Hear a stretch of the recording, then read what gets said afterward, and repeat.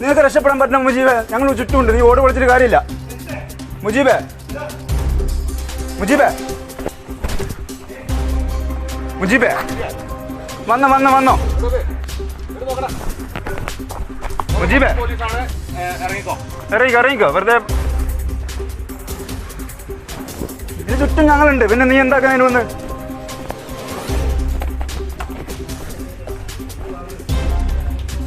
ഓട് വിളിച്ച് ഇറങ്ങാൻ നോക്കുന്നു.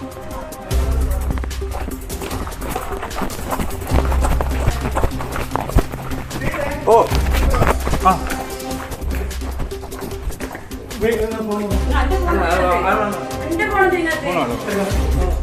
മുജീബേ മുജീബേ മുജീബേ മുജീബ്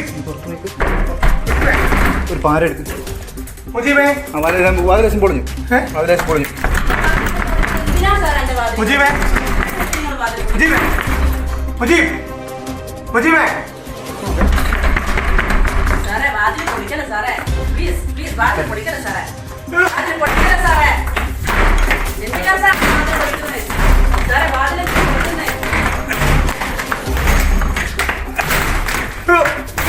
അല്ല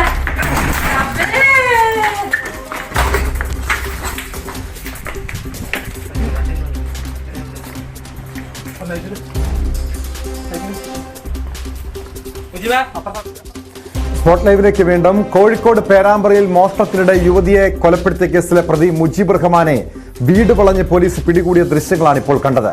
കൊണ്ടോട്ടിയിലെ വീട്ടിലെത്തി സാഹസികമായാണ് മുജീബിനെ പിടികൂടിയത്. വീട്ടിൽ നിന്ന് കവർച്ച ഉപയോഗിക്കുന്ന മാരകായുധങ്ങളും കണ്ടെടുത്തിരുന്നു. പിടികൂടുന്നതിനിടെ പ്രതി പോലീസിനെ ആക്രമിച്ചു. മുജീബ് കൊടും കുറ്റവാളി എന്നാണ് പോലീസ് നൽകുന്ന വിവരം. കോഴിക്കോട് നിന്ന് MS അനീഷ് കുമാർ ചേരുന്നുണ്ട്. അനീഷ്, ഈ കോഴിക്കോട് പേരാമ്പ്ര സ്വദേശിനിയെ കൊലപ്പെടുത്തിയിട്ട് ഇപ്പോൾ ദിവസങ്ങൾ പിന്നിടുന്നു. അതിനുശേഷമാണ് ഈ പ്രതിയിലേക്ക് പോലീസിന് എത്താൻ കഴിഞ്ഞത്. ഇയാൾ കൊടും കുറ്റവാളി, അതായത് മോഷണം, കൊലപാതക ശ്രമം, ബലാത്സംഗം ഉൾപ്പെടെയുള്ള നിരവധി കേസുകളിലെ പ്രതി എന്ന് പറയുന്നു. എങ്ങനെയാണ് ഈ പ്രതിയിലേക്ക് എത്താൻ പോലീസിന് കഴിഞ്ഞത് അനീഷ്?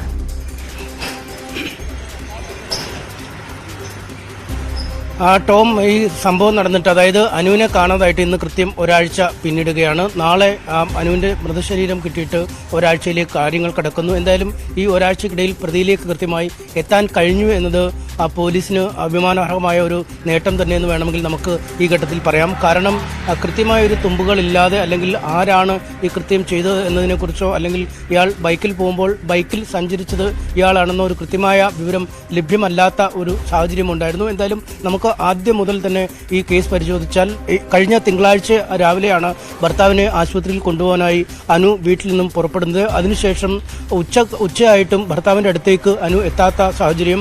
തുടർന്ന് ഭർത്താവ് ഫോണിൽ വിളിക്കുമ്പോൾ അനുവിനെ ഫോണിൽ ലഭിക്കാത്ത ഒരു സാഹചര്യം. എവിടെയാണെന്ന് ഒരു ധാരണയുമില്ല. ഇത് തുടർന്ന് പോലീസിൽ പരാതി നൽകുകയും പോലീസ് പ്രാഥമികമായ അന്വേഷണം ആരംഭിക്കുകയും ചെയ്യുന്നു. എന്നാൽ അനുവിനെക്കുറിച്ച് യാതൊരു വിവരവും ലഭിക്കുന്നില്ല. പിറ്റേ ദിവസം രാവിലെ, അതായത് ചൊവ്വാഴ്ച രാവിലെയാണ് പുല്ലരിയാനായി തോടിൻ്റെ സമീപത്ത് എത്തിയ സ്ത്രീകൾ ഈ തോട്ടിനുള്ളിൽ ഒരു മൃതദേഹം കിടക്കുന്നത് കണ്ടത്. തുടർന്നുള്ള പരിശോധനയിൽ ഇത് കാണാതായ അനുവാണെന്ന് കണ്ടെത്തുകയും ചെയ്തു.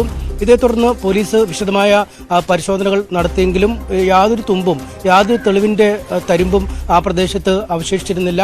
ബന്ധുക്കൾ ഈ അനുവിൻ്റെ മരണം ഒരു കൊലപാതകമാണ് എന്ന ആവശ്യത്തിൽ അല്ലെങ്കിൽ അതുമായി ബന്ധപ്പെട്ട അന്വേഷണം വേണമെന്ന ആവശ്യത്തിൽ ഉറച്ചു നിന്നു. കാരണം മുട്ടിന് താഴെ മാത്രം വെള്ളമുള്ള ഒരു വെള്ളക്കെട്ടിലാണ് അല്ലെങ്കിൽ തോട്ടിലാണ് അനുവിനെ മരിച്ച നിലയിൽ കണ്ടെത്തിയത്. ഒപ്പം അനുവിൻ്റെ ശരീരത്തിലുണ്ടായിരുന്ന പാദസരം, സ്വർണ്ണമാല എന്നിവയടക്കം മോതിരം എന്നിവയടക്കം കാണാതായ ഒരു സാഹചര്യമുണ്ട്. അതുകൊണ്ട് ഇതൊരു കൃത്യമായ കൊലപാതകം ആണെന്ന ഒരു വാദമാണ് ഈ കുടുംബം മുന്നോട്ട് വെച്ചത്. പോലീസിന്റെ പോസ്റ്റ്മോർട്ടം റിപ്പോർട്ട് ലഭിച്ച ശേഷം ഉള്ള കണ്ടെത്തലും ഇതൊരു കൊലപാതകമാണ് എന്ന തരത്തിലാണ്. കാരണം ആന്തരികമായ ക്ഷതങ്ങൾ ഈ മൃതശരീരത്തിൽ ഏറ്റിരുന്നു. ഒപ്പം ഈ ശ്വാസകോശത്തിനുള്ളിലേക്ക് വരെ വെള്ളം എത്തിയിരുന്ന ഒരു സാഹചര്യമുണ്ട്. തലയ്ക്ക് പിന്നിൽ പരിക്കേറ്റ രീതിയിൽ പാടുകളും കണ്ടെത്തുകയും ചെയ്തു. അതോടുകൂടി പോലീസ് ഇതൊരു കൊലപാതകമാണെന്ന നിഗമനത്തിൽ കൃത്യമായി എത്തിച്ചേരുകയും ചെയ്തു. ഈ ഘട്ടത്തിലൊക്കെ നമ്മൾ ഈ സംബന്ധിച്ച വാർത്തകൾ നൽകുകയും ചെയ്തതാണ്. അതിനുശേഷമാണ് പോലീസ് കൃത്യമായൊരു അന്വേഷണത്തിലേക്ക് കടന്നത്. നാട്ടുകാരിൽ ഒരാൾ മൊഴി നൽകിയിരുന്നു. അനുവിനെ രാവിലെ ഒരു ചുവന്ന ബൈക്കിൽ ഒരാൾ ലിഫ്റ്റ് നൽകി കൊണ്ടുപോകുന്നത് കണ്ടതായി മൊഴി നൽകിയിരുന്നു. ഇതേ തുടർന്ന് പോലീസുകാർ ഈ CCTV ദൃശ്യങ്ങൾ കേന്ദ്രീകരിച്ചുള്ള അന്വേഷണത്തിലേക്കാണ് നീങ്ങിയത്. ഇത്തരത്തിൽ 100-ലധികം CCTV ക്യാമറകൾ പോലീസ് ചുരുങ്ങിയ സമയത്തിനുള്ളിൽ പരിശോധിച്ചുവെന്നാണ് വ്യക്തമാക്കുന്നത്. അതിൽ നിന്നും ഒരു ചുവന്ന ബൈക്ക് പലവട്ടം ഈ സ്ഥലത്തുകൂടി പോയതായി കണ്ടെത്തുന്നു. പിന്നീട് മറ്റ് ഉള്ളേരി അടക്കമുള്ള മറ്റ് ചില ഭാഗങ്ങളിലേക്ക് ഈ ബൈക്ക് കടന്നതായി CCTV പരിശോധനയിൽ കണ്ടെത്തുകയും ഇത് മട്ടന്നൂർ സ്വദേശിയായ നഫാൽ എന്ന മുൻ പഞ്ചായത്ത് പ്രസിഡന്റ് ബൈക്കാണ് ഈ ചുവന്ന ബൈക്ക് എന്ന് കണ്ടെത്തുകയും ചെയ്തു. എന്നാൽ പോലീസിന് മട്ടന്നൂരിൽ നഫാലിന്റെ അടുത്തെത്തിയപ്പോൾ അറിയാൻ കഴിഞ്ഞത് കഴിഞ്ഞ 11-ന് അദ്ദേഹത്തിന്റെ ബൈക്ക് മോഷണം പോയതാണ്. അത് സംബന്ധിച്ച് പരാതിയും നൽകിയിട്ടുണ്ട്. ഒപ്പം ഈ അദ്ദേഹത്തിന്റെ തന്നെ അയൽവാസിയായ മറ്റൊരാളുടെ ഹെൽമറ്റും നഷ്ടപ്പെട്ടിരുന്നതായി കണ്ടെത്താൻ കഴിഞ്ഞു. അങ്ങനെയാണ് പിന്നീട് ഈ സമാനമായ കുറ്റകൃത്യങ്ങൾ, അതായത് ബൈക്ക് മോഷ്ടിക്കുകയും കവർച്ചയും ഒക്കെ നടത്തുന്ന ആളുകളെക്കുറിച്ചുള്ള ഒരു പരിശോധന പോലീസ് ആരംഭിച്ചത്. ഇത്തരത്തിലുള്ള ഈ അപകടനം, അതായത് സമാന ശൈലിയിൽ നടത്തുന്ന കുറ്റകൃത്യങ്ങളുമായി ബന്ധപ്പെട്ട പരിശോധനയാണ് കൊണ്ടോട്ടി സ്വദേശിയായ മുജീബ് റഹ്മാനിലേക്ക് എത്താൻ പോലീസിന് സഹായമായത്. പോലീസ് മുജീബ് റഹ്മാന്റെ വീട്ടിൽ എത്തിയപ്പോൾ വലിയ എതിർപ്പ്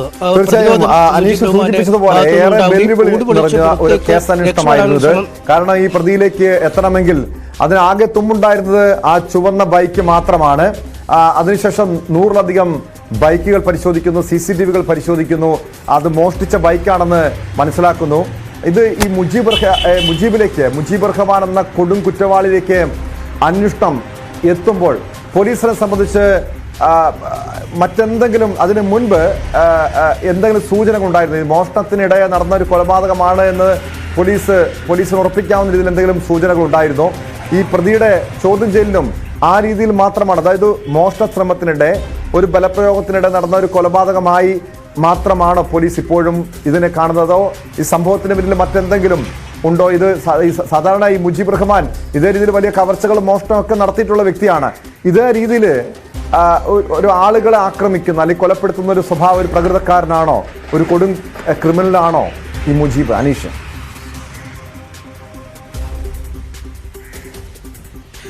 നമ്മളെക്കാൾ നേരത്തെ തന്നെ റിപ്പോർട്ട് ചെയ്തതാണ്. കാരണം ഇത് ഒരു കവർച്ചാ ശ്രമത്തിനുള്ള കൊലപാതകം എന്ന രീതിയിലാണ് പോലീസ് ഇത് പരിഗണിച്ചത്. കാരണം അതിന് 2-3 ഘടകങ്ങളുണ്ട്. ഒന്ന്, ഈ അരപ്പൊക്കം, അതായത് മുട്ടറ്റം മാത്രമുള്ള വെള്ളത്തിലാണ് ഈ മൃതദേഹം കണ്ടെത്തിയത്. ഈ 26 വയസ്സുള്ള ഈ അനുവിനെ പോലൊരാൾക്ക് യാദൃശ്ചികമായി തോട്ടിലേക്ക് വീണാൽ മുങ്ങി മരിക്കാൻ പര്യാപ്തമായ ഒരു വെള്ളം ആ തോട്ടിലുണ്ടായിരുന്നില്ല. ഏത് കാരണവശാലും ആ തോട്ടിൽ നിന്നും നിഷ്പ്രയാസം അബദ്ധത്തിൽ വഴിതെറ്റി വീണാൽ അല്ലെങ്കിൽ എന്തെങ്കിലും ഈ അങ്ങനെ എന്തെങ്കിലും മോഹാലസ്യമപ്പെട്ട് ഈ പുഴയിലേക്ക് വീണാൽ പോലും രക്ഷപ്പെടാൻ കഴിയുന്ന തരത്തിലുള്ളൊരു വെള്ളക്കെട്ട് മാത്രമാണ് ആ തോട്ടിൽ ഉണ്ടായിരുന്നത്. മറ്റൊന്ന്, ശരീരത്തിലെ ആഭരണങ്ങൾ കാണാതായി എന്നതാണ്. ഈ മറ്റ് ബലപ്രയോഗത്തിന്റെ ലക്ഷണങ്ങളൊന്നും, അതായത് ശാരീരികമായി പീഡിപ്പിക്കാൻ ശ്രമിക്കുക അല്ലെങ്കിൽ ബലാത്സംഗ ശ്രമം പോലെയൊന്നും ശരീരത്തിൽ പ്രത്യക്ഷവുമായിരുന്നില്ല. അതായത് ഒരു കവർച്ചയ്ക്ക് വേണ്ടിയുള്ള മോഷണമാണ് എന്നേതാണ്ട് പോലീസിന് ഒരു കൃത്യമായ നിരീക്ഷണത്തിലേക്ക് എത്താൻ കഴിഞ്ഞു. എന്നാൽ ഈ ശരീരം അർദ്ധനഗ്നമായി ഈ വെള്ളത്തിൽ കടന്നതും നേരിയൊരു സംശയത്തിനിട വരുത്തി. പക്ഷേ പിന്നീട് പ്രതി തന്നെ ഇക്കാര്യം സ്ഥിരീകരിച്ചു. കാരണം ശരീരത്തിൽ നിന്ന് മോതിരവും മാലയും പാദസരവും അപഹരിച്ചപ്പോൾ അനുവിന് അരിഞ്ഞാണമുണ്ടോ എന്ന് പരിശോധിക്കാനായി ചുരിദാറിന്റെ ഭാഗം മാറ്റി അത്തരമൊരു പരിശോധന കൂടി നടത്തിയെന്ന് പറയുന്നു. അത് മരണശേഷമാണ് അത് നടത്തിയത്. അതുകൊണ്ടാണ് ശരീരം അർദ്ധനഗ്നമായ രീതിയിൽ കണ്ടത് എന്നാണ് പോലീസ് പറയുന്നത്. ഇതാണ് പ്രതി മൊഴി നൽകുകയും ചെയ്തിരിക്കുന്നത്. എന്തായാലും ആദ്യഘട്ടത്തിൽ തന്നെ ഒരു കവർച്ചാ ശ്രമമാണ് എന്ന് പോലീസിന് മനസ്സിലായി. ഒപ്പം പിന്നീട് നടത്തിയ ഈ മട്ടന്നൂരിലെ ബൈക്കുടമയുമായി ബന്ധപ്പെട്ട് നടത്തിയ അന്വേഷണത്തിൽ ഈ ബൈക്ക് മോഷണം പോയതാണ് എന്ന് പ്രകടമാവുകയും ചെയ്തു. അതുകൊണ്ട് തന്നെ ഇത്തരത്തിൽ ഈ സ്ഥിരമായി ബൈക്കുകൾ മോഷ്ടിച്ച് കവർച്ച നടത്തുന്ന അല്ലെങ്കിൽ ആളുകൾക്കെതിരെ ക്രൂരകൃത്യം നടത്തുന്ന ആളുകളെക്കുറിച്ചുള്ള ഒരു അപഗ്രഥനം പെട്ടെന്ന് പോലീസിന് നടത്താൻ കഴിഞ്ഞു എന്നതാണ് ഈ കേസിൽ ഏറ്റവും ഒരു പോസിറ്റീവായ സമീപനമായി പിന്നീട് വന്നത്. കാരണം മുമ്പും ഈ മുജീബ് റഹ്മാനെതിരെയുള്ള കേസുകൾ ഏതാണ്ട് 50 നമ്മളെ ഭയപ്പെടുത്തുന്ന കാര്യം ഇതാണ്. ഈ മുജീബ് റഹ്മാനെ പോലുള്ള കൊടും ക്രിമിനലുകൾ എങ്ങനെയാണ് ഈ നാട്ടിൽ ഇപ്പോഴും അഴിഞ്ഞാടുന്നത്? ഇതിൽ വീണ്ടും ക്രൂരകൃത്യങ്ങൾ ചെയ്യാൻ അവരെ ഇങ്ങനെ അഴിച്ചുവിടുന്നത് ആരാണ്? കാരണം നമുക്കറിയാം, നേരത്തെ തന്നെ അനീഷ് സൂചിപ്പിച്ചു, നിരവധി കേസുകളിലെ പ്രതിയാണെന്ന്. മോഷണമടക്കം, ബലാത്സംഗമടക്കം, വധശ്രമം അടക്കമുള്ള കേസുകളിലെ പ്രതിയാണെന്ന്. ഒരു യുവതിയുടെ ഇയാൾ ക്രൂരമായി ബലാത്സംഗത്തിനിരയാക്കിയ ഒരു യുവതിയുടെ പ്രതികരണം കൂടി നേരത്തെ കേൾക്കാൻ കഴിഞ്ഞിരുന്നു. അതായത് ഈ മുജീബ് റഹ്മാനെ ഇയാൾ പുറത്തിറങ്ങിയതാണ് ഈ അനു എന്ന യുവതിയുടെ മരണത്തിന് കാരണമായതെന്ന്. എവിടെയാണ് യഥാർത്ഥത്തിൽ സംഭവിച്ചത്? പോലീസിന്റെ ഭാഗത്തോ അതോ കോടതിയുടെ ഭാഗത്തുണ്ടായ വീഴ്ചയാണോ? കാരണം ഇങ്ങനെ ഒരു കൊടും ക്രിമിനലിന് എങ്ങനെയാണ് ജാമ്യം കിട്ടിയത്? അതോ ഒരിക്കൽ പോലും ഇയാൾക്കൊരു ശിക്ഷ മേടിച്ചു കൊടുക്കാൻ നമ്മുടെ നിയമ സംവിധാനങ്ങൾക്ക് കഴിഞ്ഞിട്ടില്ലേ?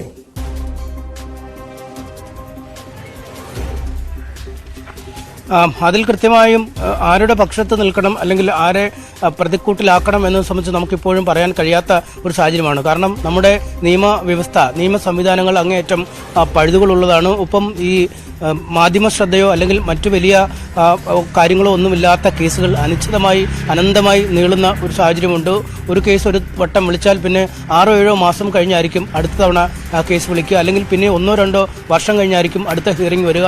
എന്തായാലും അത്രയും കാലം ഈ കുറ്റവാളികളെ ജയിലിലിടുക എന്നൊരു സംവിധാനം നമ്മുടെ നാട്ടിൽ പലപ്പോഴും ഉണ്ടാവുന്നില്ല. കാരണം ചെറിയ കുറ്റകൃത്യങ്ങളെന്ന് പറയാൻ കഴിയുന്ന മോഷണം പോലെ, അല്ലെങ്കിൽ ഈ ചെറിയ മുതലുകൾ നഷ്ടപ്പെടുന്ന അല്ലെങ്കിൽ വാഹന മോഷണങ്ങൾ പോകുന്നവയൊക്കെ 2-3 റിമാൻഡൊക്കെ കഴിഞ്ഞ് പലപ്പോഴും ജാമ്യം കൊടുത്ത് വിടുന്ന ഒരു പതിവാണുള്ളത്. പക്ഷേ ഇത്രയധികം കുറ്റകൃത്യങ്ങൾ പേരിലുണ്ടായിട്ടും കാപ്പ പോലുള്ള കുറ്റങ്ങൾ ചുമത്തി എന്തുകൊണ്ട് മുജീബ് റഹ്മാൻ അകത്ത് കിടക്കുന്നില്ല, അല്ലെങ്കിൽ നിരന്തരം ഇത്തരം കൃത്യങ്ങൾ ആവർത്തിക്കുന്ന ആൾ എന്തുകൊണ്ട് ജയിലിനുള്ളിൽ കിടക്കുന്നില്ല എന്നൊരു ചോദ്യമാണ് നമുക്ക് പറയാനുള്ളത്. എന്തായാലും ഈ മുമ്പ് ഉണ്ടായ എല്ലാ കേസുകളിലും ഇയാൾ ജാമ്യത്തിലിറങ്ങി പിന്നീട് പുറത്തു വരികയും പിന്നീട് കുറ്റകൃത്യങ്ങൾ ആവർത്തിക്കുകയും ചെയ്യുന്ന ഒരു സാഹചര്യമുണ്ട്. ഈ അനുവിൻ്റെ കാര്യത്തിലായാൽ പോലും അയാൾ കൃത്യമായി ആ മേഖലയിൽ കുറച്ചധികം നേരം പലതവണ ബൈക്കിൽ അങ്ങോട്ടും ഇങ്ങോട്ടുമൊക്കെ പോയി ഒരു ഇരയെ കണ്ടെത്തുന്നത് വരെ കാത്തിരുന്നു. ആ അനുവിനെ ബൈക്കിൽ കയറ്റി കൊണ്ടുപോയ ശേഷം ഈ തോടിന് സമീപത്തെത്തിയപ്പോൾ തനിക്ക് മൂത്രമൊഴിക്കാൻ ശങ്ക വരുന്നു എന്ന് പറഞ്ഞ് അവിടെ ബൈക്ക് നിർത്തുകയും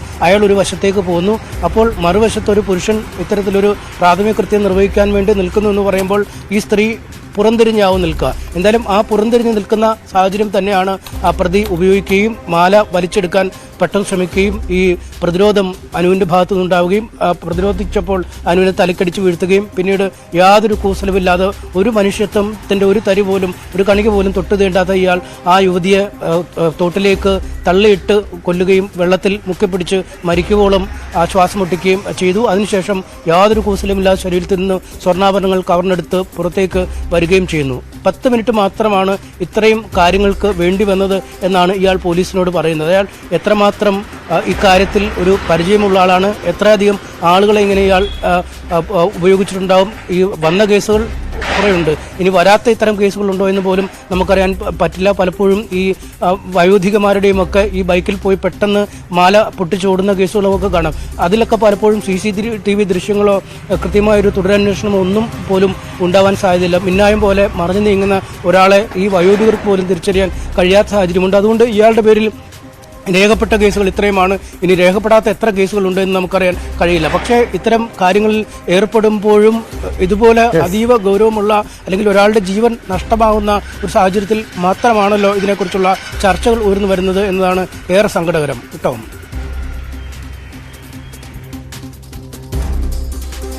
MS അനീഷ് കുമാറാണ് വിവരങ്ങൾ നൽകിയത്. കോഴിക്കോട് പേരാമ്പ്രയിൽ യുവതിയെ മോഷണത്തിനിടെ കൊലപ്പെടുത്തിയ കേസിലെ പ്രതിയെ സാഹസികമായാണ് പോലീസ് പിടികൂടിയത്. മുജീബ് റഹ്മാൻ എന്ന കൊടും കുറ്റവാളികളെ പുറത്തിറങ്ങുന്നതാണ്, അല്ലെങ്കിൽ അതല്ല അവർക്കെതിരെ കർശനമായ നടപടി സ്വീകരിക്കാത്തതാണ് ഈ രീതിയിൽ ആക്രമണങ്ങൾ കൊലപാതകങ്ങളും വീണ്ടും ഉണ്ടാകാനുള്ള കാരണം. കടുത്ത നടപടിയാണ് പോലീസ് ഇവർക്കെതിരെ സ്വീകരിക്കേണ്ടത്. മറ്റൊരു വിഷയമാണ് സ്പോട്ട് ലൈവിനെ പരിശോധിക്കുന്നത്. തിരുവനന്തപുരം വെള്ളറടയിൽ വീട്ടമ്മയ്ക്കും സഹോദരിയുടെ മകനും നേരെ വീട്ടിൽ കയറി ആക്രമണം. കോവിലൂർ സ്വദേശി ശ്യാമളയ്ക്കും സഹോദരിയുടെ മകൻ രതീഷ് കുമാറിനുമാണ് വെട്ടേറ്റത്. ഇരുവരെയും മെഡിക്കൽ കോളേജ് ആശുപത്രിയിൽ പ്രവേശിപ്പിച്ചു. കഴിഞ്ഞ ദിവസം വൈകിട്ട് രതീഷിന്റെ ഫോണിൽ ഒരാൾ വിളിച്ച് അസഭ്യം പറഞ്ഞതും പിന്നാലെ ടിപ്പർ ലോറിയിൽ 2 പേരെത്തി മർദ്ദിക്കുകയുമായിരുന്നുവെന്നാണ് പരാതി. പ്രതികളായ 2 പേർ കാരക്കോണം മെഡിക്കൽ കോളേജ് ആശുപത്രിയിൽ ചികിത്സയിലാണ്. 2 പേരും പോലീസിന്റെ നിരീക്ഷണത്തിലാണ്. വിശദാംശങ്ങളുമായി തിരുവനന്തപുരത്ത് നിന്ന് VV വിനോദ് ചേരുന്നുണ്ട്. വിനോദ്, ഈ രീതിയിലൊരു വീട്ടിൽ കയറിയുള്ള ആക്രമണത്തിന് പിന്നിൽ എന്താണ്?